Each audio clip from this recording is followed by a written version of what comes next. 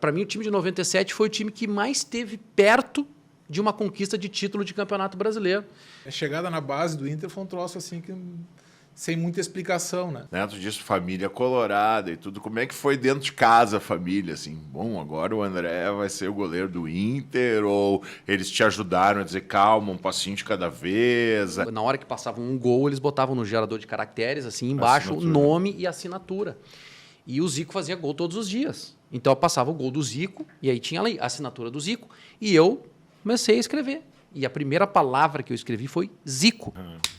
Eu tô nem aí, velho. Eu não tô nem aí. Às vezes o teu único jeito de se manifestar era dentro do estádio, ou era lá no Portão 8. O goleirão, o zagueiro, o quarto zagueiro joga onde? Dizer, eu digo, cara, pergunta para aquele cara de branco lá no meio, o treinador. Eu digo, cara, não vou ficar com o cara que não sabe onde joga de zagueiro, né, cara? Pelo amor de Deus.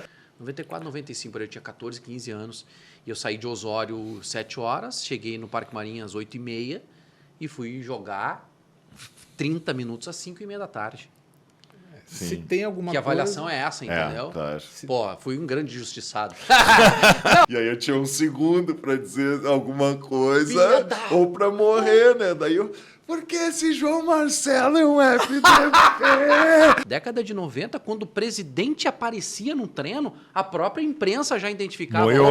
Moiou. O presidente chegou, o ambiente muda. Então tentava dar uma força de longe para um amigo que estava tentando, né? Os caras, ninguém queria vir pro Inter. Era um troço, era uma loucura, assim, sabe? Presença Colorado, uma resenha pro torcedor colorado. Salve, galera! Mais um Presença Colorada no ar, grande presença, né? Um projeto que a gente está fazendo com muito amor, com muito carinho, com muitas mãos aí. Queria agradecer a galera da Bisturi, da Fábrica do Futuro e todo mundo que está aí, né? Compartilhando, curtindo. Então não deixa de seguir, de compartilhar, de curtir, né? Toda semana às 26, segunda-feira, então, no YouTube e no @Presença Colorada no Instagram e no @Press Colorada no Twitter. Então, pô, é um projeto que a gente está fazendo com muita paixão, com muita dedicação e hoje vai ser um programa especialíssimo. Eu tenho duas grandes presenças, dois caras que são referência do Inter, que tem muita história para contar. Então, com muita honra, com muito orgulho, galera, hoje conosco o nosso grande André, que fechou sempre o gol do Esporte Clube Internacional. E meu amigo, uma grande presença, meu fã, o cara que eu sou muito fã, porque sabe muito de futebol também. Grande Vaguinha, grande presença. Grande, sejam bem-vindos, gurizada. E aí, mano? Querido? Beleza? Prazer, André. Obrigado pela presença de vocês. O programa ele é totalmente à vontade, assim, né? Então, eu não me sinto como entrevistador. A gente está aqui para trocar uma ideia, então, para a gente curtir, para se divertir. Então, deixa eu começar, porque, pô, sabe que eu, né, sou teu fã do André também, porque imagina só, para um colorado que nasceu em 1980, né? Eu vivi muito a década de 90, né? Que foi uma década muito difícil para nós, né, André? Para nós, torcedores do Internacional. Foi uma década marcante, onde a gente não teve, né, muitos títulos e teve muita dificuldade, mas o André fez parte daquele time de 1997 que primeiro nos deu o título gaúcho, né? E depois foi tirando ali as finais que a gente teve em 87 e 88, né, contra Flamengo e contra a Bahia. Para mim, o time de 97 foi o time que mais esteve perto de uma conquista de título de campeonato brasileiro. Eu acho que aquele, antes dos pontos corridos, né? Depois a gente teve mais 2 vice-campeonatos. Então, e o André era um goleiro assim, né, formado na base que, como tu disse, defendeu muito. André, Enciso, Marcão, Regis e Espínola. Né? Tinha o Luciano, que veio do Caxias, mas o Celso firmou o Espínola na lateral esquerda. Aí Anderson, Fernando, Sandoval e Arilson. Depois o Marcelo tomou conta, né, da posição. Fabiano e Christian. Aquele time encaixou de uma maneira, né, André? Em 97, encaixou de uma maneira... E perdeu para um Flamengo, um dos melhores Flamengos. Na verdade, não. A gente perdeu na reta final de 97, naquele quadrangular que teve... Eram 2 grupos de 4, e o Inter ficou num grupo com Atlético Mineiro, Santos e Palmeiras. Cara, era um Pior fórmula da história do Campeonato Brasileiro. era um formulismo e depois A mais melhor um formulismo ainda. campanha se prejudicou porque saiu perdendo aquele primeiro jogo contra o Palmeiras, né? E daí no outro grupo era Flamengo, Portuguesa, Juventude e Vasco. E eu não sei, porque o time do Vasco era um cano de time também. O time do Palmeiras era muito bom o time. Eu não sei se a gente poderia realmente lá na final, enfrentando, quem sabe o Vasco, eu não sei se a gente ganharia o título, mas o time era muito forte e faltou realmente muito pouco para a gente decidir aquele Campeonato Brasileiro de 97. Eu acho que o André pode ajudar a corroborar isso que eu estou falando, André. Sim, o Celso conseguiu encaixar o time de uma maneira assim absurda, né? Como tu falaste, colocou o Espínola pela esquerda. O Paraguai Espínola. Então ele fez praticamente como um terceiro zagueiro, Isso. Espínola segurando um pouco mais e deixando a profundidade pelo ataque da esquerda, né? Então, e o Fabiano pela direita. O time fluía muito bem, né? E tinha um meio de campo muito forte. Muito forte, cara. Então, muito forte. ali- O próprio ali Inciso. tomou conta, né? O próprio Inciso improvisado na lateral direita, né? O Inciso jogava muita bola, eu gostava muito do Tinha Inciso. muita cara. qualidade, né? Muita qualidade. Muita Isso qualidade. foi em 97. Que ano tu chega no Inter, André? Como é que foi essa tua eu cheguei chegada no Inter? Assim? Minha chegada na base do Inter foi um troço assim que sem muita explicação, né? A Bíblia dos Reis foi ver um jogo lá em Venâncio, ele foi ver um atacante. E eu jogava no time de várzea, no interior, eu tinha 14 para 15 anos. E ele errou o campo. Tinha 2 campos perto. E ele foi no que eu estava jogando. Já jogava com o pessoal adulto na época, né? E me viu jogando lá e surpreendeu por ser tão jovem, estar jogando com o pessoal de mais idade e me convidou para vir fazer uma avaliação não era nem a peneira, era já com o grupo do juvenil do Inter. Acabei vindo, fazendo a avaliação, passei um ano vindo 3 vezes por semana para não trancar a escola, né? Para continuar estudando naquilo que eu estava fazendo em Venâncio. E vinha todo dia e voltava para poder treinar. Aí, no ano E seguinte, tu te lembra quem era o jogador esse que o Abílio foi ver? Se ele veio, chegou a vir pro Inter? Não lembro. Tu bateu a carteira dele. Não, na verdade, o Abílio que bateu a carteira, né? O Abílio, a gente já falou isso aqui até do Presença. Uma clássica dele era aquela de chegar para um zagueiro e botar a bola no chão e mandar cabecear, né? Sim. Se o cara cabeceasse, ele mandava embora. Pra fora. Mas tinha um olho para ver potencial, um troço impressionante, né? E naquela época, né, Vaguinha, tu é um cara muito estudioso também do futebol, mas queria saber de vocês dois. Naquela época a gente procurava muito mais atletas gaúchos, né, para trazer para a base, para lapidar. Hoje o mercado ele é muito nacional, assim, a gente vê as principais revelações da dupla Grenal nos últimos anos não são gaúchos, né? Ou a gente acaba tendo menos oportunidade para os atletas do Rio Grande do Sul. Então, o quanto antes tu consegue trazer esse atleta é mais importante até para ele ter um vínculo e entender a filosofia de cada clube de futebol, não é? Talvez aqui pro atleta essa disseminação, digamos assim, de olheiros e de gente vendo, proporciona uma abrangência maior para a carreira, né? Mas para o clube, o pessoal daqui também é visto, né? Só que tem gente olhando em tudo que é lugar. Então, tu vai onde tu acha que tem mais qualidade, né? Então, tem muita gente também de fora vendo os nossos jogadores aqui, né? Então, com um potencial daqui a pouco de retorno financeiro para eles um pouco mais rápido, digamos assim, né? Para poder sair do estado e não ficar aqui no Inter e Grêmio. Não sei como o processo de captação hoje, eu acho que o André pode até falar com mais propriedade, mas ele tá tão espalhado pelo Brasil, né? pulverizado assim que eu não sei se isso daqui a pouco não é até prejudicial, André, porque tu tem olheiro, o Inter, o Grêmio, eles têm olheiros em todas as regiões do Brasil, inclusive no interior do estado do Rio Grande do Sul. E acaba que tu acaba trazendo o jogador. Eu fiz várias reportagens na época que eu era repórter em CT, onde os jogadores essa gurizada que vinha de fora ficava alojado no CT do Inter, lá ficava um período, lá uma semana. Gente de tudo quanto é canto, Belém do Pará, Recife, tudo que vem já num processo final de escolha dos olheiros para avaliação final. Então, ele ficou muito pulverizado, assim. Então, os jogadores daqui também perderam um pouco mais de espaço, né? Era mais difícil para Grêmio e para Inter fazer essa captação fora.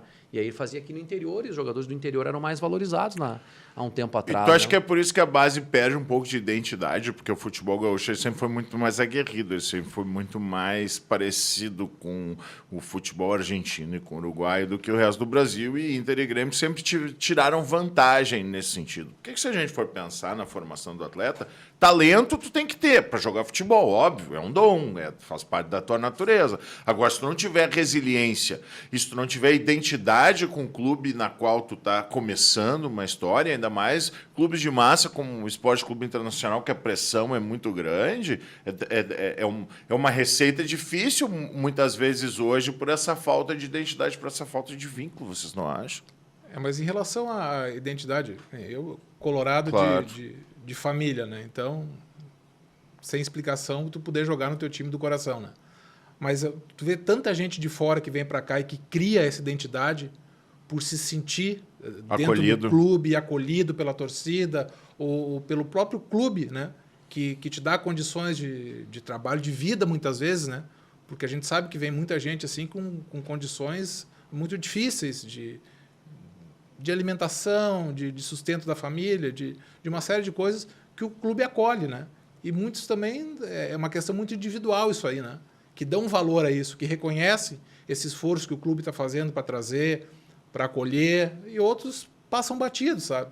Eu acho que tem também o aspecto do indivíduo mesmo, ele se sentir e dar valor àquilo que o clube está proporcionando, sabe?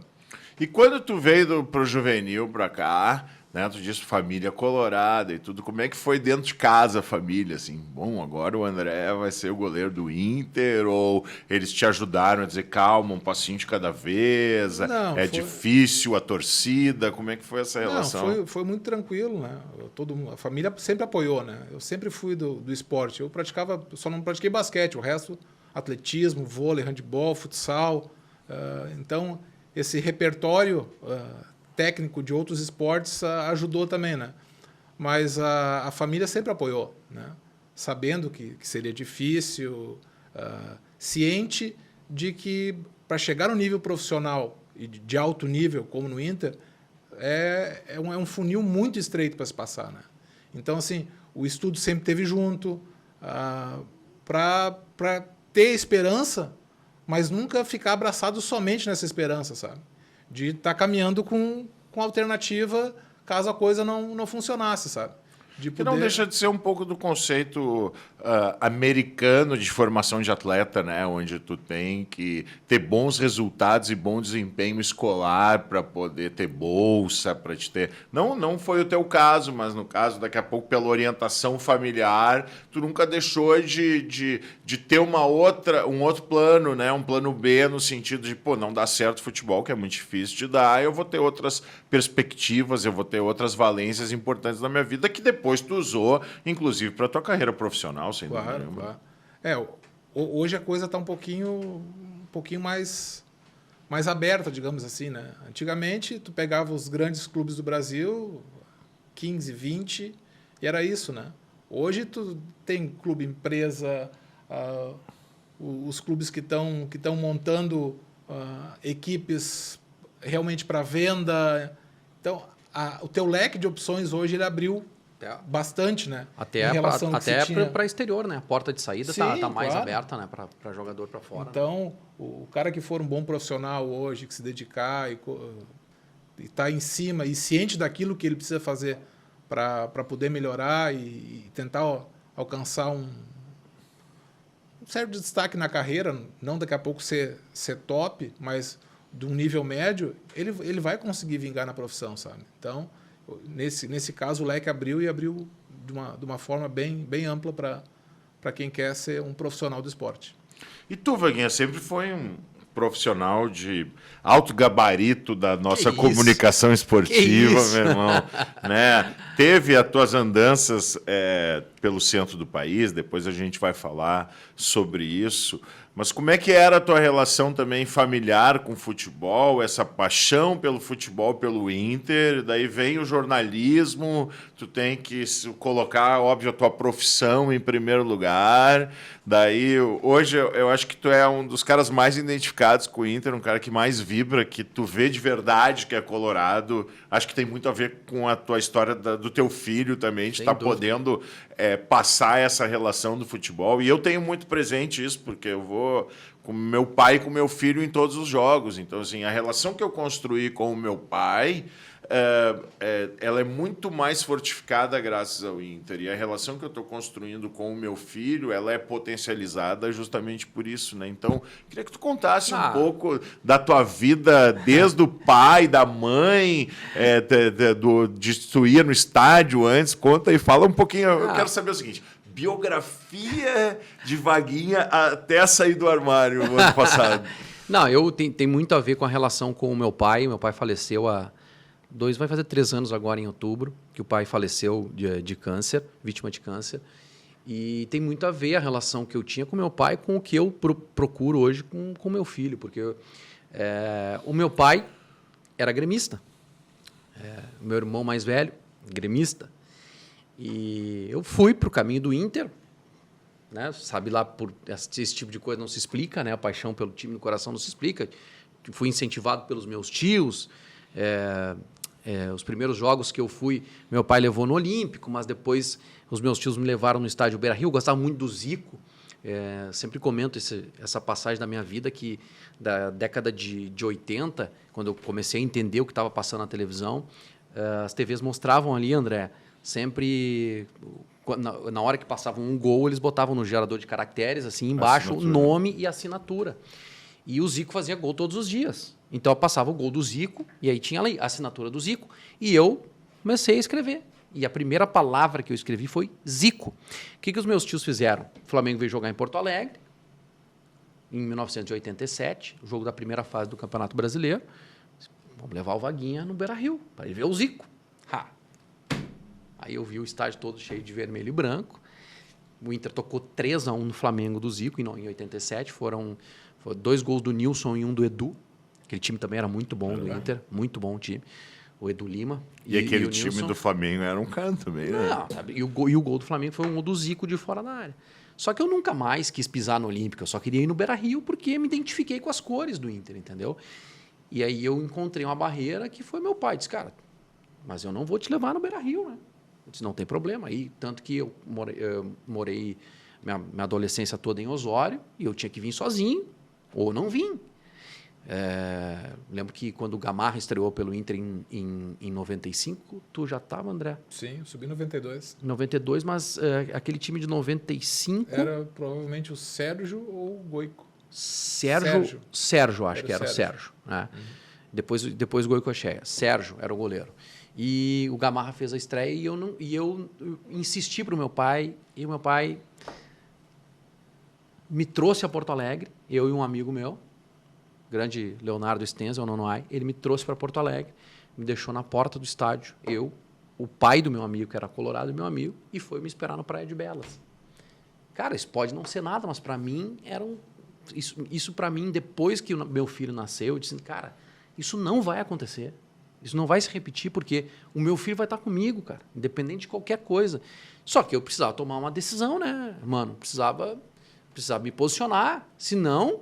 Tu poderia perder ele pro... Meu irmão gremista, os meus cunhados gremistas, A gente te dá o troco, certo? minha esposa, todo mundo gremista na volta, eu vou perder, não tem como. Aí eu disse, um abraço pro jornalismo, já fiz o que eu tinha que fazer, e agora eu vou viver com meu filho, cara. E é o que eu tô conseguindo fazer, mano.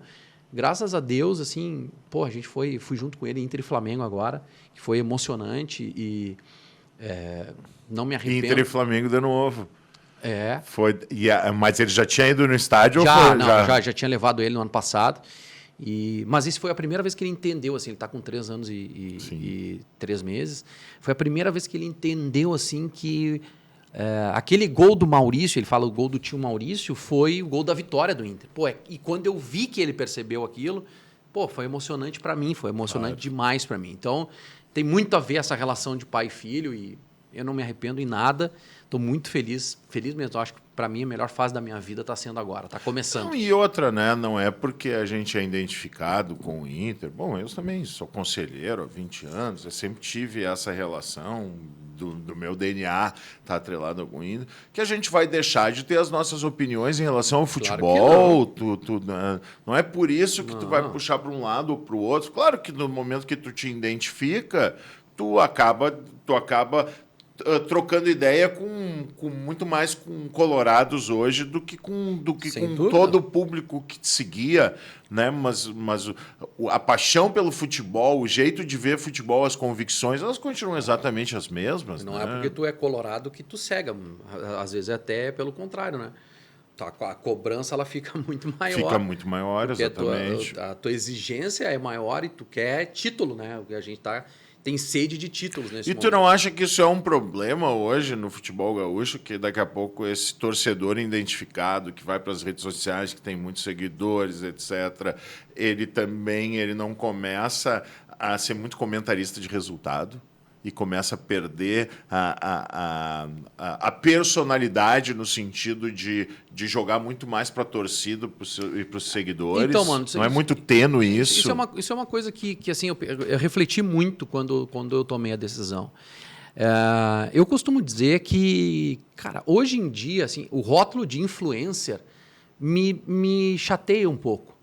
Porque, cara, tudo que eu quero hoje, André, é ter liberdade para eu opinar sobre o meu time, independente do que as pessoas vão pensar, entendeu? Porque, assim, quando tu é um jornalista isento, tu tem que... não estou dizendo que é uma regra, mas tu fica assim meio que... Né, putz, será que eu vou falar isso aqui? Em cima de ovos, digamos assim. Tu fica... Será que isso aqui vai... A tua opinião, ela fica... É que ela tem que se encaixar muitas vezes na pauta, né? Exatamente. Então assim, hoje... O que eu levo?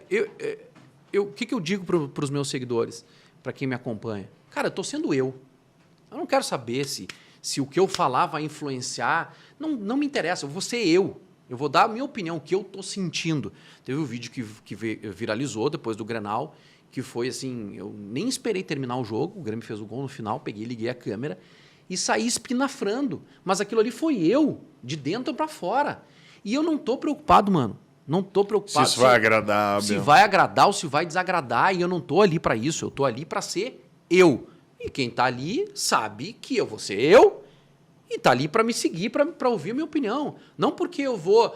tu passa pano na direção ou tu pega no pé da direção porque tu quer a volta do fulano ou porque tu tá ganhando. Sabe? Uhum. Eu tô nem aí, velho. Eu não tô nem aí. E eu acho que todo mundo, mano... Às vezes a gente... rede social, essa gurizada, Maria vai com as outras. Todo mundo, tu tira uma parcela de, com todo respeito, retardado, né, que tem problema, que tem em todos os lados. Não é por causa do futebol. Não é por causa do futebol, tu tira essa parcela, todo mundo é bem grandinho para ter a sua opinião, cara. Para saber o que pensa sobre o time do coração, o que pensa sobre o adversário, se tu vai brigar no estádio ou tu não vai, porque tu rivaliza aqui, rivaliza ali, daí tu vai incentivar. Cara, todo mundo é bem grandinho para isso, mano. Então, eu sou eu. Eu não posso, eu já perdi 20 anos. Perdi não. Deixei de lado a minha paixão, e futebol é paixão e ódio aqui, né? O André sabe disso. Que são bem distintos. Só que eles andam assim. É muito tênue, né? É uma linha desse tamanhozinho assim, ó. E aí é paixão aqui e do outro lado é ódio. Isso aí tu tem que cuidar. Mas, cara, tem que assumir o risco para isso. Né? Eu sou da época do Portão 8, Cagui. Não, é verdade. Meu Deus do céu. Meu Deus do céu. Eu já estive várias vezes no Portão 8 ali, mas... O André nunca foi xingado porque era um baita goleiro, né? Mas ali naquele botão... Aí que tu te engana. Não, mas, por exemplo, ali da tua geração, o cara mais xingado pela torcida pelos anos 90 do Inter era o Marcelo. Pô, o Marcelo foi muito E eu tenho orgulho Dizer que eu nunca xinguei o Marcelo. O Marcelo foi uma peça muito importante porque, nesse time, porque na verdade, assim, ó, eu acho, e hoje, ainda mais hoje com a internet, que todo mundo pode dizer o que pensa. O Marcelo não jogaria hoje. Que todo os mundo caras iam pode. tirar o Mas Marcelo, assim, né? mas o que eu queria chegar lá, e queria a tua opinião, é o seguinte: todo mundo pode dizer o que pensa na internet. Lá nos anos 90 não era assim. Muitas vezes o teu único jeito de se manifestar era dentro do estádio, ou era lá no Portão 8, ou era lá. A reação da torcida dentro do estádio era um puta parâmetro para que tu entendesse a voz da torcida. Hoje tu tem a internet, hoje tu tem pesquisa, tu tem uma série de coisas nesse sentido. Só um parênteses aí. Tanto que, quando o resultado de campo não estava indo bem, os caras falavam, hoje tem Portão 8. Exatamente. O Portão 8 virou uma figura assim, ó. Hoje tem manifestação lá no Portão 8, né? Porque se criou um ambiente assim. Agora, eu fui educado que torcedor de verdade não vai a jogador nos 90 minutos. Tu pode até reclamar depois, tu pode fazer. Então, assim, eu fui educado a ser o cara que ia lá nos anos 90, todos os jogos, etc., a resiliência, aquela coisa, mas que não vaiava jogador. Tanto que hoje o meu filho vai no estádio, ele xinga o juiz, ele xinga o adversário, ele xinga a mãe, mas existe uma máxima, que é o conceito de, cara, o 12º jogador, o que ele é? É o cara que apoia, é o cara que dá suporte. Depois do jogo, tu até pode reclamar. A gente tinha uma sinergia naquela época com aquele negócio, muito tempo sem ganhar, não fazia time competitivo, né? Então se criou aquele time 96, 7, 8 ali, uma sinergia grande com a torcida. Sim. Porque assim, ó, não tinha craques no time, eram bons jogadores e, cara, todo mundo pegava junto, que nem eu falou do Marcelo, que o pessoal queria matar o Marcelo às vezes. Cara, mas se o torcedor entendesse a função dele, a mecânica do time, a importância que ele tinha, e ele era um jogador moderno. Tanto que ele botou o Arilson, que era o jogador mais diferente. O Gerson hoje, né? Gerson, né? Flamengo, qualidade, não sei o que. Cara, era a grosso modo, era o Marcelo, mais clássico. Sim. Chegava, o Gerson voltou a fazer gol agora. Agora tu deu uma moral pro Marcelo, comparar ele com o Gerson. Eu achei até que tinha que comparar com o Sandoval. Marcelo jogou no Flamengo, cara. Mas jogou lá também, né? Jogou lá também. Mas assim, jogador clássico, alto, né? Sabia jogar. Sabia jogar e tinha força para marcar, né? Que tinha. O torcedor se irritava porque ele era o jogador justamente do equilíbrio, do pisar na bola. E aquele time tinha o Arilson, que era um jogador mais agudo. Era potência, né? E ele era um cara que era o ponto de equilíbrio do time. O Celso colocou ele no time justamente para pisar na bola, para dar uma respirada. E a corneta, vamos falar a verdade, né? A corneta é sempre no menos conhecido. Da base. Né? Na base. Mas ali praticamente todo mundo era da base. Não, tudo bem, mas é verdade. É violento, né? E falando em base, a tua escolha pelo Inter, ela passa muito assim por esse poder de persuasão do Abílio, ou porque tu viu também assim, eu sou identificado com o Inter, mas a gente sabe que o Inter sempre foi uma das grandes escolas de goleiro do Brasil, né? Então ali tu pensou assim, eu vou unir o útil ao agradável, ou pensou, o Inter é meu time, ou tu já teve um planejamento estratégico em relação à tua carreira? Não tinha planejamento nenhum, era o Inter e acabou. Né? Se fosse para jogar de lateral, os convidados, cara... Vamos lá, vamos ver o que vai dar. Não. O Vinícius diz isso, né? Ele disse aqui... Não saía nada com os pés, né? O Vinícius disse aqui justamente isso, que ele não era lateral esquerdo. E aí ele viu que não tinha no grupo lateral esquerdo, e aí ele passou as férias treinando a perna esquerda, treinando a perna esquerda, treinando a perna esquerda, e ele chegou no começo da apresentação. Quem é lateral esquerdo? Eu sou. Grande Vini. Um abraço pro Vini, uma grande figura. Grande gente boa demais. Gente boa demais. Não, desse negócio de peneira, né? Fizeram um dia um treino do time contra um time da peneira, né? E aí, como estava no plantel, botaram o goleiro para receber mais ataques, digamos assim, no time da peneira, né? E pergunta o cara para mim assim, ô goleirão, o zagueiro, o quarto zagueiro joga onde? Dizer, eu digo, cara, pergunta para aquele cara de branco lá no meio, o treinador. Eu digo, cara, não vou ficar com o cara que não sabe onde joga de zagueiro, né, cara? Pelo amor de Deus. Eu digo, não. Vai acabar contigo eu digo, também, não, né? Onde é que joga o quarto zagueiro? Eu digo, cara, pergunta para aquele cara de branco lá no meio. Tá, mas e aí, por exemplo, tá? Um goleiro ou um zagueiro, por exemplo, o Lúcio foi contratado para o Inter depois de ter tomado uma sacola do Inter, mas viram que era um bom zagueiro. Para o goleiro que está fazendo um teste, é melhor que a zaga seja boa ou que a zaga seja ruim para ele ter mais probabilidade para brilhar? Não, que ela seja meia boca, né? Também não, senão não. Mas, Senão não Dois tem contra o Deus. goleiro não tem chance mas é nenhuma, que nem o goleiro tocar na bola. Hoje não tem mais isso, né? Não, Mano? isso Não existe acabou, mais né? a peneira. Isso A acabou. peneira. Eu fiz uma peneira do Inter no Parque Marinha do Brasil. Puxa, cara. Com quantos anos, Vaguinho? 94, 95 por aí. 94, 95 por aí. Eu tinha 14, 15 anos. E eu saí de Osório 7 horas, cheguei no Parque Marinha às 8h30 e fui jogar 30 minutos às 5h30 da tarde. Se tem alguma Que a coisa... avaliação é essa, entendeu? Claro. Pô, fui um grande injustiçado. Não, mas hoje não existe mais isso aí, entendeu? O cara Talvez até exista assim mais com cunho social talvez no interior do estado. o onde os sonho caras- daquele guri falar, cara, eu fiz um teste. Não, mas de todo modo, vamos dizer, o cara faz uma peneira dessa lá no interior do estado, ou lá no interior da Bahia, tem um olheiro do Inter olhando, ele pega o cara, ele traz pra cá e ele passa um período de avaliação aqui Sim, de claro. 2, 3 meses. O cara fica olhando ele e ele só vai entrar, o André pode ajudar nisso, ele só vai entrar, vamos dizer, um meia lá do interior da Bahia, ele veio pra cá. Ele fica passando... Ele só vai entrar no elenco, na seleção, que chama, né? Que é a seleção da categoria dele, se ele for melhor que o cara que está aqui já. Porque esse menino que está aqui já está adaptado às coisas do clube, às coisas do Inter. Então, ele tem que ser muito melhor para ele poder receber uma oportunidade. Então, a avaliação hoje ela é muito criteriosa, né? Ela é muito difícil. Muito mas difícil. também tem uma coisa que o pessoal, em termos da avaliação, também olhava como uma projeção futura, né? Cara, o cara que está aqui, realmente ele é melhor.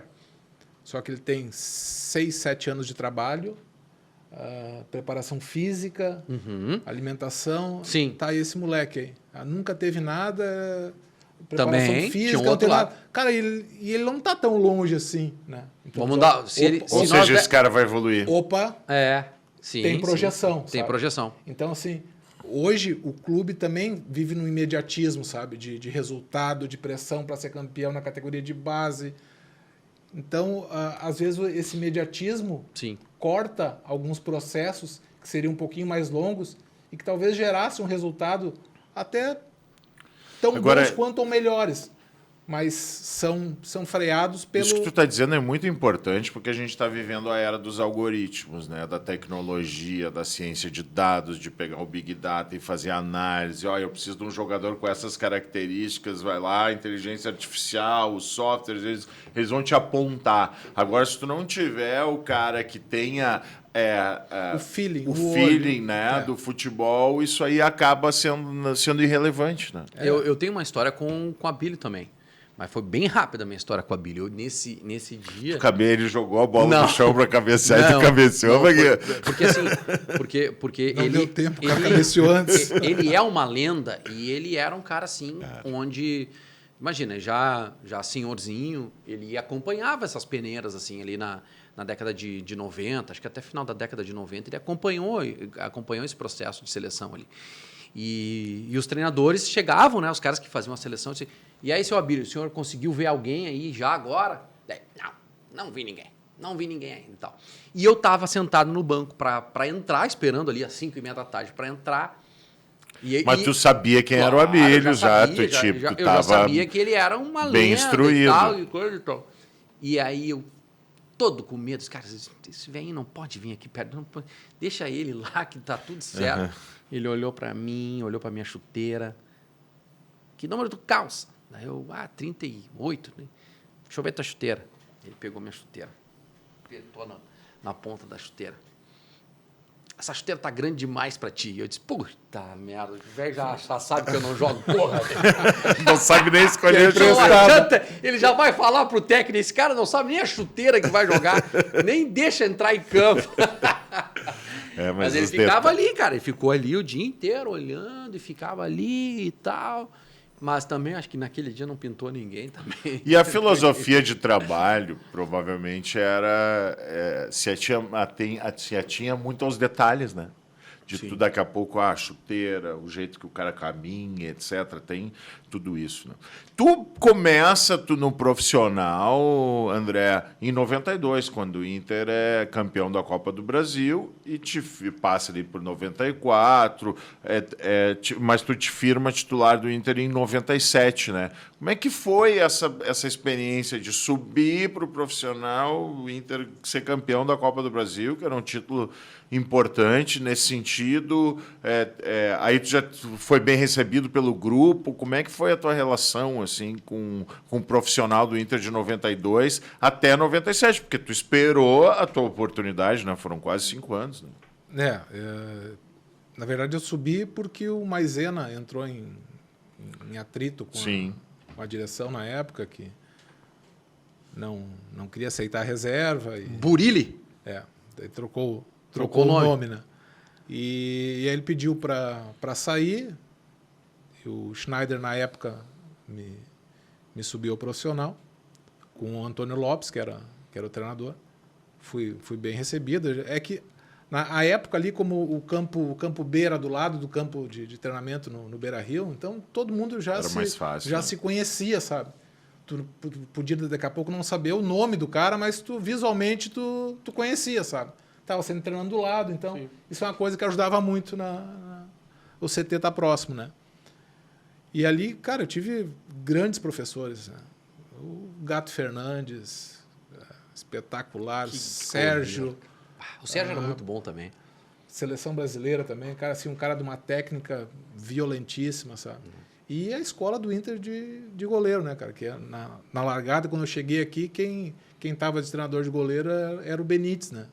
Então, assim, o Benítez, com a dificuldade por causa do acidente que ele teve de locomoção, mas, cara, de chegar ao ponto de pegar o teu pé, de colocar o teu pé na bola, não, é assim que teu pé tem que entrar na bola, cara. Para tu bater um tiro de meta certinho, né? Assim tem que entrar. Vai lá no paredão, 30 batidas no número tal. 5 metros, 10 metros, 15 metros, 20 metros. Né? Repetição, repetição, repetição, para acertar o movimento e depois dar velocidade, sabe? Então, aquilo ali, cara, a parte técnica que esse cara, o Benítez, que estava de aniversário essa semana aí. Já está agendado conosco aqui o Benítez, Assim, foi um cara que transformou o treinamento da base de goleiros. Logo depois veio o Ilo, né, que conseguiu ali também a sequência, mas o Benítez deu a base não só para mim, quanto para muitos outros goleiros que surgiram da base ali, né? Mas chegando no profissional, fui bem recebido. Era um grupo que vinha já de 91, a grande maioria, né? Conseguiu o Campeonato Gaúcho 92 também, então já deu uma alavancada dentro do próprio grupo. Tu era o reserva imediato do Gato Fernandes? Logo quando eu cheguei, já 92. Já fui como reserva. E ali a Copa do Brasil foi aquela loucura, né? Que a gente estava tanto tempo sem um título de expressão nacional, né? O Célio arrancando quase 1 metro de pênalti escandaloso em cima do leiva de grama, né? Mas lá contra o Fluminense teve um gol anulado do Caico também. Sim, mas o pênalti aqui foi um escândalo, com as 2 pernas por trás. Para mim foi o maior pênalti da história da Copa do Brasil. E o pênalti do Célio Silva muito bem batido. Também. O Célio quase arrancou os canos da irrigação que tinha embaixo do... Fernandes, Célio Lino, Célio Silva, Pinga e Daniel. Ricardo, Elson e Marquinhos. O Anderson jogou o primeiro jogo da final. Marquinhos jogava muita bola. Tá doido. Maurício, Gerson e Caico. O Caico, se nasce um pouquinho depois para pegar a geração de 2006, ele jogava muita bola. Né? Tu tá doido. Jogava muita bola, Tu tá brincando. Caico era fora de série, né, André? Mas o Marquinhos fazia uns lançamentos na diagonal como ninguém, né? De fora... Quando é que ele vem pro Inter, André? O Marquinhos veio em 91. Final de 91, né? Uhum. E ali se formou um grupo muito forte, né? Com alguns já de experiência, Maurício, Gerson, Marquinhos.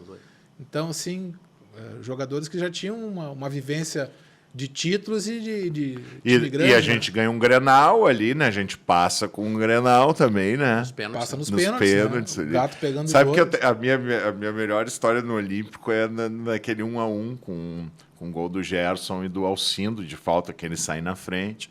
Naquela época não tinha mais ingresso para a torcida do Inter, eu fui a paisana também e consegui uma raspadinha premiada do Grêmio ali para entrar em coisa e fiquei confusão, aquela coisa, entrei na social do Grêmio, eu vou até lá e vou pular para coisa. E não tinha como eu ir até lá, eu ia ser... claro, eu não era o Mano Chendes, eu não era conhecido a ponto de ser identificado, etc. Sim, mas estava neutro, estava assim... Não, tava com um pullover vermelho, com uma jaqueta jeans, fechei a jaqueta jeans até a coisa, estava frio. Hoje é surreal isso. Não, que horror. Tem como. Daí eu tô na social... Eu tô apanhando até hoje. Não. Tá Daí gol de falta do Alcindo, eles me abraçam, tudo aquela confusão toda. E eu me lembro, daí eu quieto, né, cara? Quieto, tenso daquele jogo, assim. Daqui a pouco o Marquinhos me pega a bola, me dá um lançamento daqueles. O Gerson mata no peito e na entrada da área me faz uma bucha, empata o jogo e só eu me levanto da torcida do Grêmio. E aí eu tinha um segundo para dizer alguma coisa ou para morrer, né? Daí eu... Porque esse João Marcelo é um FDP? Porque faz tanto tempo que ele tá aqui, nós só nos ralando, Ô, meu, acabei com o João Marcelo, que era o que a torcida queria. Era o que dava, né? Assim. Pô, cara, tem um tiozinho do meu lado quebrando o rádio, com confusão, e tipo assim. E eu meio que, né, passei essa coisa da confusão, assim. Então, pra mim, é inesquecível esse jogo. Só ali arrumou uns 50 pra bater no João Marcelo, mais ou menos. Meu Deus. Eu fui em alguns granais com meu pai e meu irmão na torcida do Grêmio, né? Também, assim, só que, meu irmão disse assim, ó, não abre a tua boca, que senão vão apanhar tudo, né? Mas eu era criança, né, cara? Claro. Mas só que criança fanática, né, já.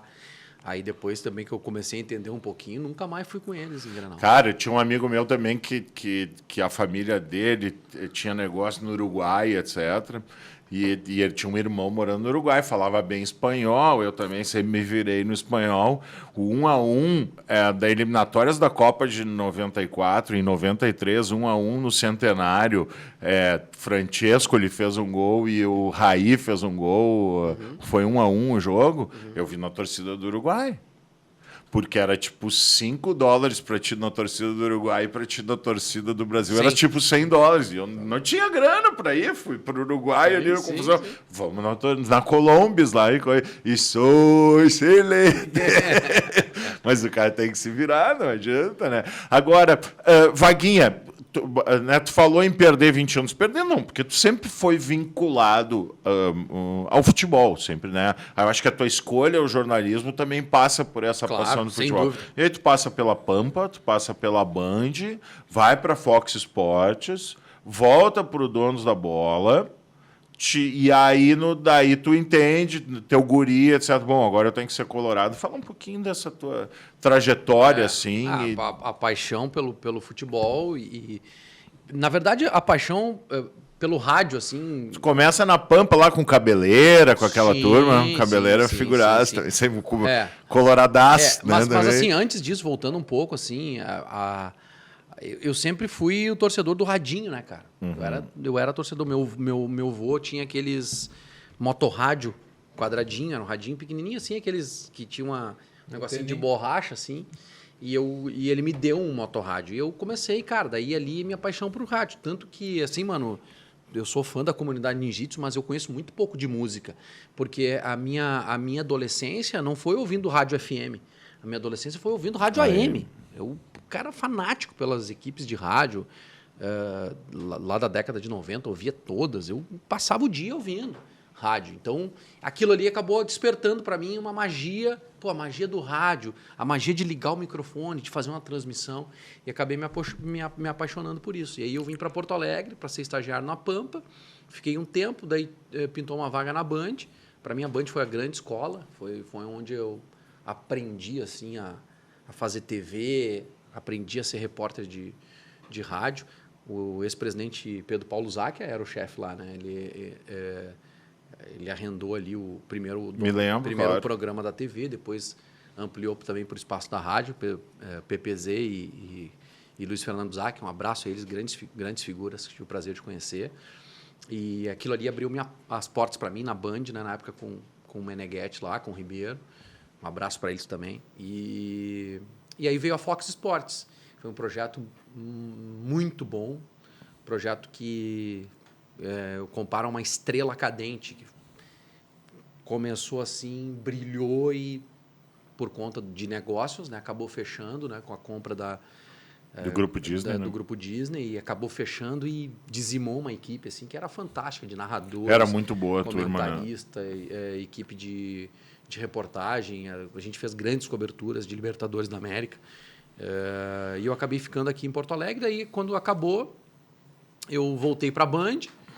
E aí, no meio desse processo todo que eu já expliquei, acabei resolvendo seguir a minha carreira solo no YouTube. E, graças a Deus, está dando muito certo. Então, tu não é só um rostinho bonito na Tesouro TV, né? Desse rostinho, só não ia avançar, mano. Mas falando em conteúdo, André, bom, daí vem 97, tu assume a titularidade, tem o Grenal, né, do 5-2 ali, que foi uma virada de chave ali, né?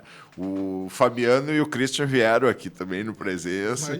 E aí, pô, os dois juntos, foi uma resenha 1000 graus, assim, né, cara? E aí eles contaram que o Fabiano ficou se embromando no vestiário, que o ônibus saiu e quando eles estavam ali já dando a volta, tiveram que voltar para pegar. Imagina se o Fabiano não vai para aquele jogo, né? Mas o clima era muito bom ali, existia uma convicção de que era a hora do Inter mostrar a grandeza daquele time, porque aquele time do Grêmio, para mim o 5-2 ele não é só o placar, era um baita de um time, o Grêmio tinha toda uma hegemonia e o Inter ali fez uma das apresentações assim acho que em termos de grenais, onde mais encheu os olhos da torcida ali, mostrou a força daquele time, né? Aquela turma ali, cara, vinha engasgada há muito tempo, né? O Grêmio vinha ganhando e até certo ponto assim, tirando onda, né? Então, cara... normal, né? Doía muito, sabe? E a gente vinha pegando uma coisa que já vinha de mais tempo, né? Então, assim, como eu falei, tinha muita gente que era da casa, né? Então, já vinha sentindo aquilo, sabe? Então, pô, pega doído, né? E aquele grupo, cara, fechou de tal maneira que a gente vai ter que virar de alguma maneira isso aqui, né? Conseguiu ganhando o Campeonato Gaúcho e quando entrou já no Brasileiro ali, o primeiro jogo, Corinthians atropela os caras lá em São Paulo, né? Aí logo depois, Grenal. Cara, deu certo com o Corinthians, por que não? Vamos dentro do Grêmio, né? E deu aquele rosco no começo do jogo lá. Saiu os Tigres ainda na pancadaria, né? Cara, e assim, fisicamente era um time muito forte. Muito forte. Né? Muito forte. E aquele tempo o gramado era um gramado mais fofo, né? Então precisava de muita pegada física, digamos assim. Não tão de velocidade, mas de potência, né? E isso aquele time tinha sobrando, sabe? Então conseguiu fazer um jogo assim de excelência que alavancou aquela temporada toda assim de confiança, de saber que aquele time podia mais, sabe? A gente já falou sobre isso, goleiro bom, ele brilha em time ruim e em time bom, né? Mas no teu caso, aquele entrosamento, aquela liga que deu em 97, projetou a tua carreira a ponto de tu chegar na Seleção Brasileira em 98, né? Foi importante todo esse ambiente para o teu crescimento profissional também, André? Não, foi não só para o meu, como da grande maioria ali, né? Christian, o Arilson já tinha passagem pela seleção, né? O Fabiano eu acho que não chegou também porque acabou se lesionando, né? E a minha passagem também para a seleção foi curtíssima, né? Eu tive um jogo como titular e 3 convocações. E depois, quando eu fui para o Cruzeiro, numa outra convocação, eu acabei rompendo o ligamento do joelho. Deu uma pauleira com a CBF lá, porque eu acabei terminando o jogo, né? E o Vanderlei viu que terminei o jogo, convocou, né? Só que eu tava com o cruzado rompido, né? Então, deu um arranca-rabo sem tamanho, porque como é que convoca um cara que vai ficar 6 meses fora, né? Então, já estavam espetando no... Pressão. Lá não tem como fugir, né? Mas ali foi um ano, assim, de... A própria passagem do Vanderlei foi conturbada, né, André? Foi, ele sempre foi polêmico, assim. Sempre né? foi, Mas é um baita treinador, né? Tá doido.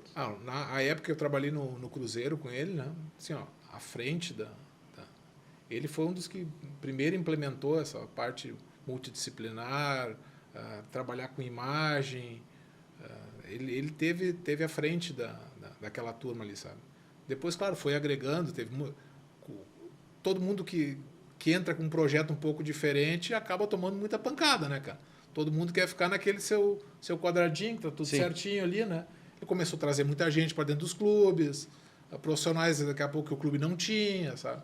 Então acabou gerando muito conflito dentro dos clubes, né? Gente que trabalhava em determinadas áreas que ia chegar um cara que ia mandar um nível um pouquinho acima, então arrumou muita briga também, sabe? Mas é um grande treinador. E o Vanderlei sempre fala, nas entrevistas dele, ele sempre fala, um time que ele gostaria de treinar é o Inter. É o Inter. Né? Ele jogou Até porque aqui, ele jogou aqui. E não conseguiu treinar. Então, eu gosto muito do Vanderlei. Eu tô secando ele porque ele está no Corinthians agora, mas eu gosto muito dele e acho que também gostaria de ver assim, o Lucha treinando o Inter. Acho que poderia casar. Eu também, não sabe agora, que também. não Agora não, mas eu entendo isso, eu também sempre tive presente. Acho que o time se perdeu um pouco ao longo do tempo. Ele poderia ter vindo antes para o Inter, assim, em alguns momentos ali, mas whatever, isso faz parte, não adianta. O futebol tem muito a ver com liga, né? O treinador tem que dar liga com o time, tem que criar um vínculo. Aqui a gente fala do Celso Roth, né? O Celso Roth é um cara também que sempre foi um cara disciplinador, um cara que sempre trabalhou, mas ele tinha muita dificuldade, muitas vezes, justamente por ser disciplinador, de manter o grupo, de ter isso. Mas é um cara que foi campeão da Libertadores com o Inter e foi um cara que, justamente ali nos anos 90, foi importantíssimo ali para estruturar esse time do Inter, né? Foi a peça fundamental, né? De liga ali, sabe? Porque, cara, não adianta. O treinador tem que ser linha dura, cara. Tem que ser linha dura, tem que saber que os jogadores têm que saber que tem comando. Hoje, o jogador tomou uma proporção gigantesca dentro do clube, sabe?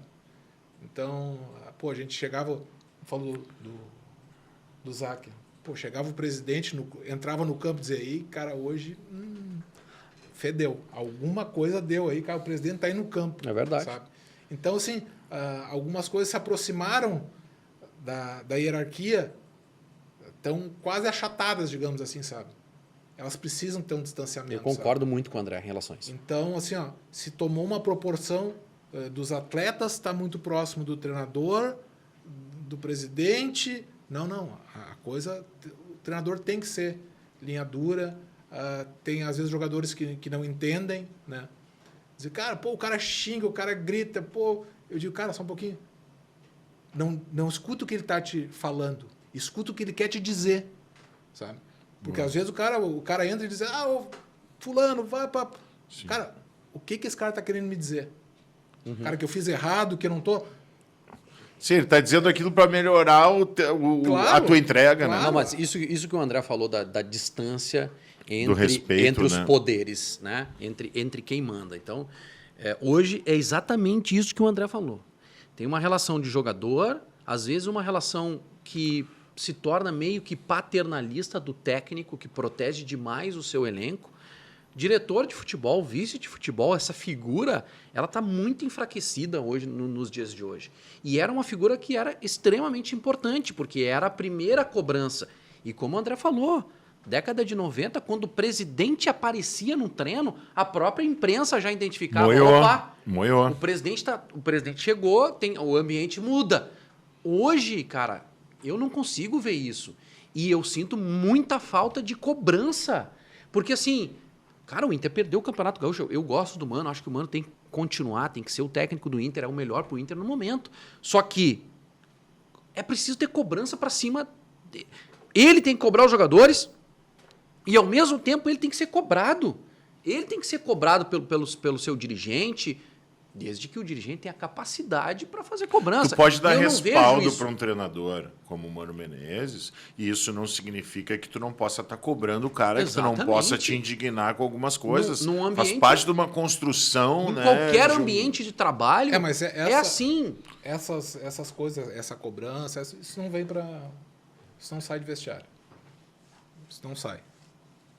Tu diz assim, de técnico para jogador. Técnico para jogador, dirigente para treinador. Isso a imprensa não vai saber. Não vai saber. Até porque senão perde a confiança, né? Não vai saber. No momento que alguém abrir um negócio desse, cara, Não. tá fora. Tá fora. Tá né? fora.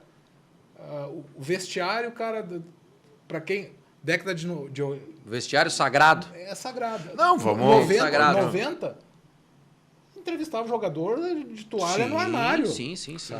Pô, quer ver um dos caras mais importantes da história do futebol gaúcho é o Paulo Paixão.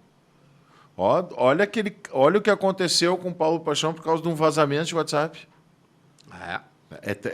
Claro, a voz do cara, um áudio, a confiança que ele teve daqui a pouco, isso contaminaria todo um vestiário a ponto de nem pensar duas vezes. Olha, infelizmente, não, ele mesmo teve que sair, ele teve que pedir desculpas pelo que aconteceu Mas nesse sentido. O que eu né? digo assim, mano, André, é que assim, me parece às vezes que é um ambiente é muito amigável o ambiente. Que nem tu disse, o técnico ele precisa cobrar, o técnico precisa ser linha dura. E o presidente, quem comanda o clube, também precisa ter isso, entendeu? E às vezes eu acho que eles estão muito próximos, assim. Não consigo ver. Tomara que internamente isso tenha acontecido. Às vezes o Mano larga, solta uma letrinha na entrevista, né? Agora, no último jogo, ele falou, pois acho que eu estou aqui de favor, não sei o quê e tal, solta umas letras assim. Mas o ambiente ele precisa ter isso, tem que ser respeitada. Respeita a hierarquia, né? As hierarquias precisam ser respeitadas internamente. E até porque quando tu entende essas hierarquias e dá certo, tu acaba dando muito mais valor, acaba dando muita liga. Ou vocês acham que o Jorge Jesus não era disciplinador Nossa. no Flamengo? Nossa. Bem pelo contrário, se todo mundo comprou uma ideia. Então eu acho que é tu saber seduzir para cobrar essa disciplina é fundamental também, né? Mas o jogador, ele precisa querer ser seduzido. Tá? Perfeito. Não é muito fácil, né? O jogador entender que não vai jogar, que vai ficar no banco. Cara, tu não vai ter o grupo que tá tudo certinho. Não. Cara, Agradar todo e mundo. 30 cabeças. Os grupos hoje, pela quantidade de jogos, eles estão sendo alargados, digamos assim, né? Então, cara, tu precisa um plantel um pouco maior hoje, pela quantidade de jogos. As substituições, 5, né? Estão privilegiando quem tem um poder financeiro cada vez maior. Que o time médio, quando Cai muito. troca de 7, 8 para 6. O time grande troca de 8 para 7,5. Isso. Nas 5 trocas. Então a diferença é muito grande, né? Nesse aspecto. Mas o jogador ele também precisa entender que se o time for bem, se o cara que está jogando e ele não momentaneamente fizer por merecer a oportunidade, entrar e sustentar, porque querer ficar brabo é a coisa mais fácil do mundo, né, cara? Eu sento em burro, cara, não tô jogando, não sei o quê. Tá, mas e quando eu entro? Sustenta? É a mesma coisa o capitão do time, né? O capitão do time não é só o cara que tá com a abraçadeira ali, porque eu grito, eu dou discurso no vestiário. Se o cara não estiver rendendo dentro de campo, aquela liderança, ela é enfraquecida também. Sem dúvida. Sabe? Então, ela está muito mais pelo aquilo que ela produz como treinador, por aquilo que ele coloca, a liderança que ele tem diante do grupo, do que qualquer outra coisa, do que só conversa de boca para fora, né? Até porque a primeira coisa é a bola, né? A primeira coisa que tem que ter é futebol, não adianta, Mas né? a coisa espalhou hoje um pouco mais com a rede social e com as coisas, né? Tem gente que às vezes está aparecendo um pouco mais pela mídia do que as 4 linhas ali de desempenho, né? Então, algumas coisas acabam se distorcendo um pouco, né?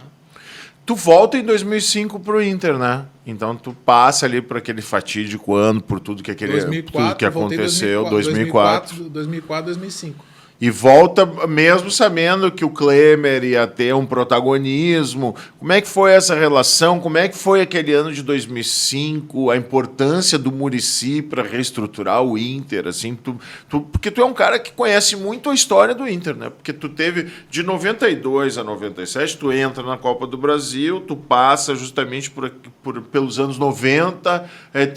Acredito também que é um cara que sempre ajudou o Inter justamente por ser colorado, então assim, quando tu fala justamente sobre isso, pô, o cara tem que saber ser reserva também, porque o cara pode muito mais atrapalhar do que ajudar. Então, tu sempre foi um cara que te dedicou pro Inter, sempre entregou nesse sentido, né? Por tudo que a gente ouve também, né, Vaguinha? Tu sempre foi um cara exemplar como atleta, como cidadão, como pessoa dentro do Inter. Daí tu volta em 2004, passa por aquela experiência em 2005.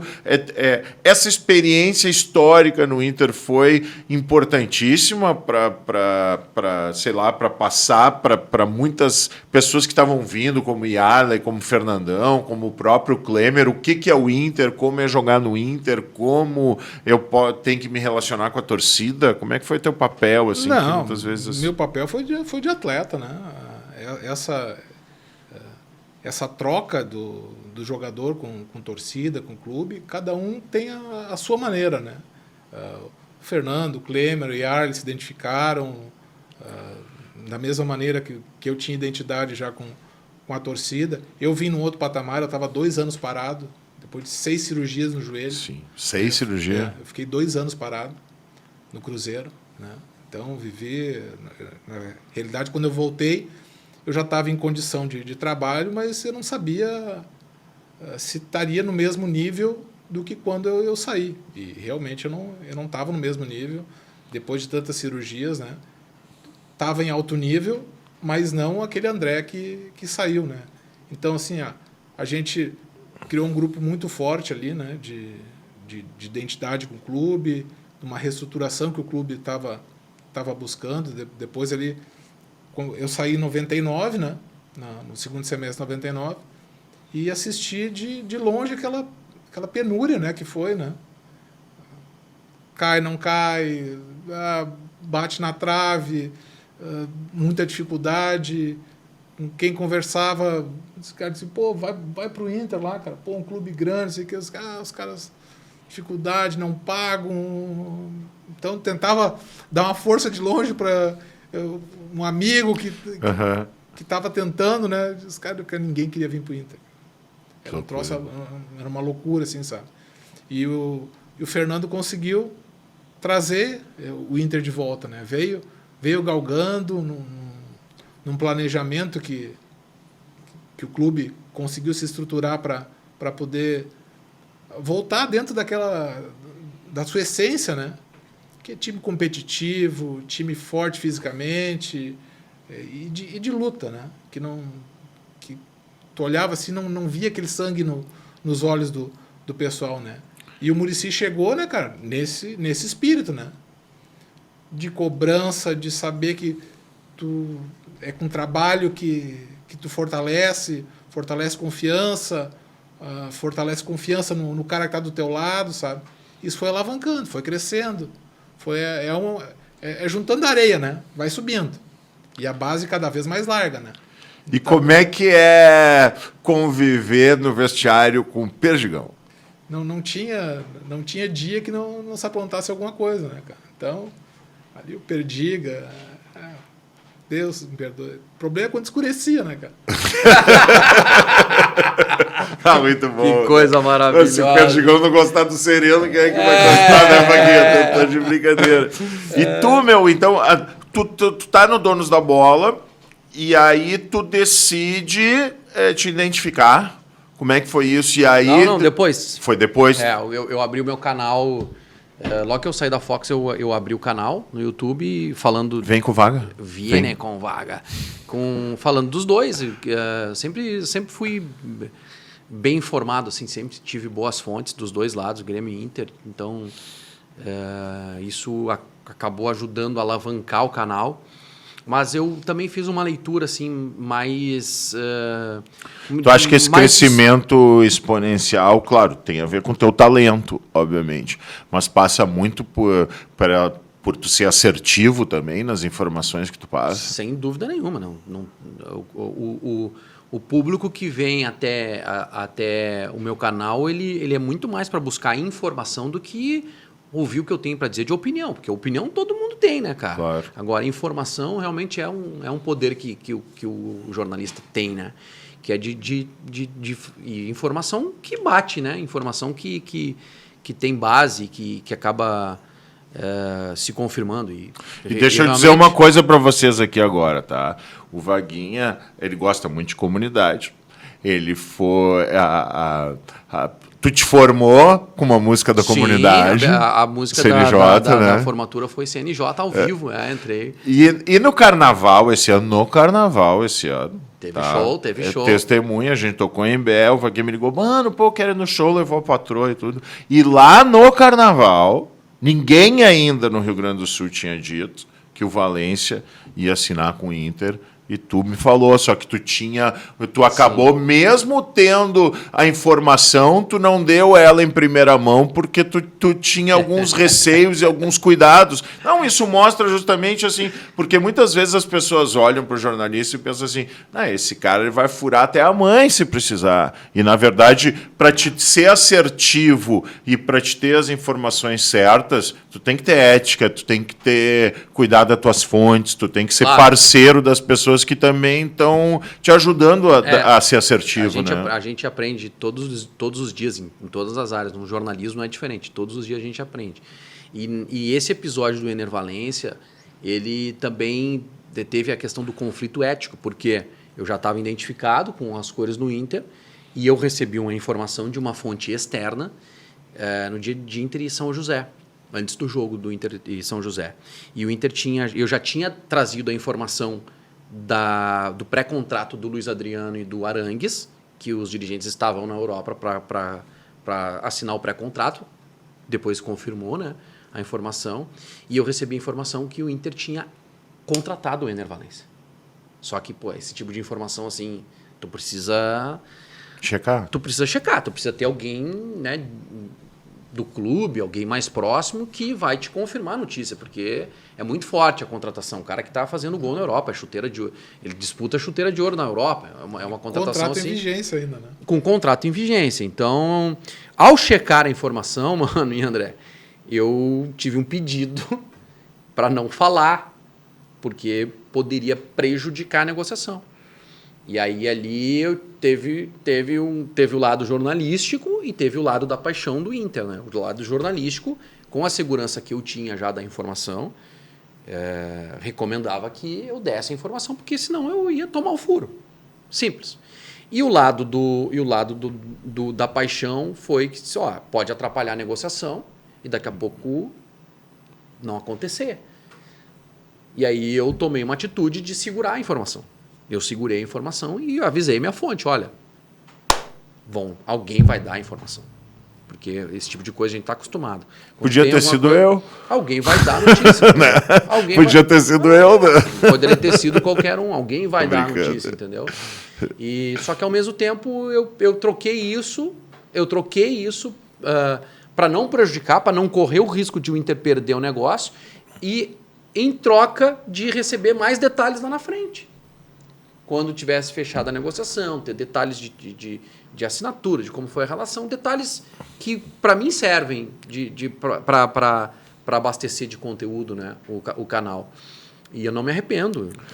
E é uma maratona, antes, não é 100 metros rasos essa relação, né? E mesmo assim, a torcida que entendeu o que eu fiz veio comigo e eu ganhei um monte de seguidores, porque os caras sabiam que eu tinha a informação, que a informação era minha. E daí depois eu dei todos os detalhes de como foi, de como funcionou e tal. E até hoje tem muita gente que tem medo que o cara não venha para cá. Porque, o cara tá lá, tá jogando, tá metendo gol e tal. E não tem se viu nada ainda. Tem essa cláusula de confidencialidade, né? E tá todo mundo negando e tal, enfim. Às vezes até eu fico com medo, mas, enfim, aquilo que era para ser noticiado, foi noticiado, checado de todos os lados. E esse tipo de informação acaba dando muita repercussão, né? Então, foi por isso. Então, e o canal identificado, o torcedor do Inter, ele gosta de buscar informações com quem é identificado. Isso eu estudei e deu certo. Cara, hoje eu consigo perceber assim que o número de visualizações do meu canal aumentou, mesmo eu falando só de Inter, não falando de 2, né? Tendo 2, teoricamente a minha audiência seria maior, eu conseguiria abraçar mais gente, mas não, o torcedor do Inter tomou conta e tá vindo com vaga. Isso que legal, irmão, que legal, tu merece. André também, muito obrigado. Para finalizar, eu queria saber de vocês, o que a gente pode fazer para melhorar o Inter, para melhorar não só o profissional, mas essa questão do celeiro de ases. A gente sabe a importância de um clube da magnitude do Inter de formar atletas identificados. O que falta hoje, digamos assim, nessa estrutura do Inter para que a gente não só belisque, mas para que a gente possa voltar a levantar canecos? André e Vaguinha. André, eu não tem uma receita pronta, né, Mário? Não tem, mas eu acho que o que falta ainda para a gente lá é um pouquinho mais de estrutura física, né? A base está lá em Alvorada, é uma boa estrutura, né? Mas ela ainda é uma estrutura modesta em quantidade de campos, em estrutura física, né? do que precisaria para se organizar, digamos assim, a metodologia que o clube quer, né? de definir, nós queremos formar jogador com um jogo de aproximação, um jogo de qualidade técnica, e hoje o clube não tem estrutura. Que é o que o CT de Eldorado vai nos proporcionar. Né? Só que tem que sair de Guaíba, né? De Guaíba, perdão. Só que tem que sair do papel. Né? A estrutura de campo não comporta a quantidade de categorias que tem, né? E eu acho que isso é uma coisa minha, que lá gerou até algumas discussões sobre como seria para colocar isso, que eu acho que está competindo demais competições, campeonatos, digamos assim, nas categorias de base. Já se está muito próximo do profissional, né? Eu acho que precisaria dar uma reduzida, porque já entrou no modo profissional, de treina, joga, recupera, treina um pouquinho, joga, sabe? Eu acho que o pessoal da base, dos menores, precisaria reduzir um pouco a quantidade de jogos, para trabalhar mais fundamentos. Voltar parte técnica, né? Voltado mais para a parte técnica. Se tu formar um bom jogador com parte técnica cedo, tu vai conseguir depois botar a estrutura física que tu quer, tu vai conseguir botar a tática, que vai ter um poder de entendimento também um pouco melhor, né? Nesse aspecto, né? Deixar um pouco mais a parte técnica em evidência para a gente formar jogadores com qualidade técnica e depois a gente vai implementando o resto. Quando o Benítez lá atrás te disse como tu teria que bater na bola para bater tiro de meta, nem se imaginava a importância hoje no futebol do goleiro jogar com os pés. Então, tudo é uma crescência, tudo é uma evolução. Né? E o futebol, você entrou com uma ideia, né, de o trabalho global, e se tirou muita repetição, né? Que em outros esportes, o cara do basquete ele vai arremessar 300 bolas, o cara do tênis vai rebater 1000 bolas de forehand, backhand. Então, assim, é repetição do movimento até tu ter excelência naquilo que tu faz. Aí tu coloca a velocidade, né? Então, assim... Até porque daí o emocional não interfere tanto, né? Se tu já tem um movimento automático, né? Tu domina, né? Então, eu acho que o trabalho de repetição, o trabalho analítico, ele ainda é importante, apesar de ter bastante gente que acha que tem que ser um pouco mais solto. Old school, né? Show de bola. Falta para o Inter perto da área, nem olho mais. Não tem mais, né? Não tem mais. Porque não tem, não. A justificativa que se tem, né, André, para cobrança, para treino de repetição de cobrança de falta é porque o jogador já está desgastado, daí ele vai para o treino, aí a perna pesa, os caras não deixam ele treinar cobrança de falta. Então eu não tenho mais nenhuma esperança. Não no Inter, né? No futebol brasileiro. Mas, Porque a gente tinha de cobradores de falta na década de 90, cara. Hoje não tem ninguém. O Paixão, tu comentou do Paixão, né? O Paixão era uma briga, né? Com o Muricy, que pós-treino, o Muricy pegava o pessoal para cabecear, para fazer finalização, para bater falta, né? Então era uma briga entre a parte técnica que queria melhorar e a parte física que puxava o freio, né? Para não machucar. É, É isso aí. A gente chegava no vestiário normalmente 2 horas antes dos treinamentos. E, cara, ele começou com um vôlei dentro do vestiário. E o pau pegava no vôlei no vestiário, sabe? Chegava o Paixão, cara, vocês estão 200 saltos aqui antes do treino. Só que assim, ó, quando é uma coisa divertida, que te traz prazer, cara, não pesa, sabe? Sim. Não pesa, vai embora, sabe? E a mesma coisa no pós-treino. Se aquilo ali te traz prazer, de cara, eu tô fazendo isso aqui para melhorar, eu vou conseguir um desempenho melhor com isso. Pô, eu tô fazendo, não porque o cara tá me mandando fazer. Não é uma obrigação. Não, é isso aí. Não, e equidade não é sinônimo de igualdade. Muitas vezes, para te ter igualdade, tu tem que fazer ações diferentes para te chegar lá. Daqui a pouco, se tu chegar para um Alan Patrick da vida, que é o cara que não pode marcar no Inter hoje, no meu modo de ver, ou se alguém não precisa marcar é o Alan Patrick, o resto do time tem que correr para ele, esse é o cara que daqui a pouco, para ele estar os 90 minutos em campo, ele tem que ter um outro olhar na preparação física, muito mais voltado a fundamento, a passe, a cobrança de faltas, uma série de coisas, do que fazer exatamente os mesmos movimentos que daqui a pouco um cara que vai ter outras características dentro de campo. Então, eu acho que quando um treinador e um preparador físico conseguem mapear isso dentro de um grupo e entender as valências de cada atleta, e óbvio que o que a gente está falando aqui é detalhe. Eu não estou dizendo que o Alan Patrick tem que deixar de correr, tem que deixar de marcar, tem que deixar de ter força física. Bem pelo contrário, agora eu estou querendo dizer que daqui a pouco a carga de treino deles pode ser um pouquinho diferente da carga de treino do Moledo, do Vitão, do Mercado, que vão ter outro tipo de entrega dentro de campo. Mas hoje já é bem direcionado. Já é? Já é totalmente diferente. A relação de treino e de parâmetros físicos, todo mundo está com GPS já hoje lá e já...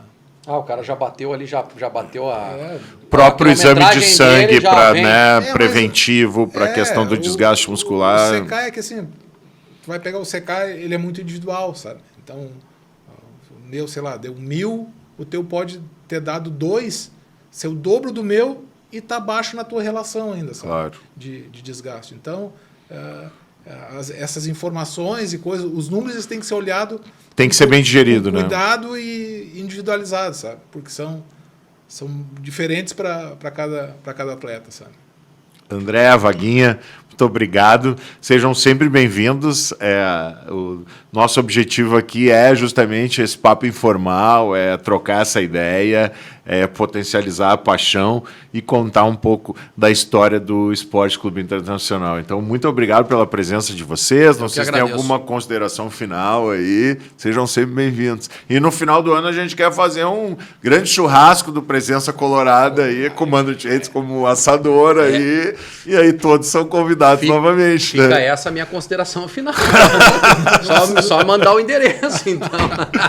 Que bom. Show de bola. Obrigado, André. Valeu, obrigado, mano. irmão. Valeu. Grande presença. Gente, é feito com paixão, é espontâneo, é verdadeiro. Então, não deixa de compartilhar, não deixa de seguir, por favor.